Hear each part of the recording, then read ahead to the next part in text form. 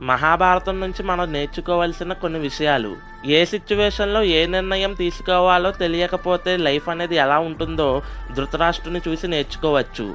ఎక్కువగా శపథాలు, ప్రామిస్‌లు చేస్తే లైఫ్ అనేది ఎలా ఉంటుందో భీష్ముడిని చూసి నేర్చుకోవచ్చు. అధర్మంతో ఏదైనా సాధించేయవచ్చు అని అనుకుంటే దుర్యోధనుని చూసి నేర్చుకోవచ్చు. ఎప్పుడు కుళ్ళు కుతంత్రాలతో ఆలోచిస్తే మనం ఎలా అయిపోతామన్నది శకుని చూసి నేర్చుకోవచ్చు.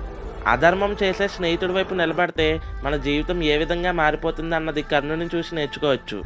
మన ధర్మం మనం ఫాలో అయితే ఏ విధంగా బతకొచ్చు అన్నది ధర్మరాజుని చూసి నేర్చుకోవచ్చు. మనకున్న నమ్మకాన్ని వదలకుండా మన కాన్ఫిడెన్స్ మీద ముందుకు వెళితే లైఫ్లో ఏ విధంగా ఎదగొచ్చు అన్నది అర్జునుని చూసి తెలుసుకోవచ్చు.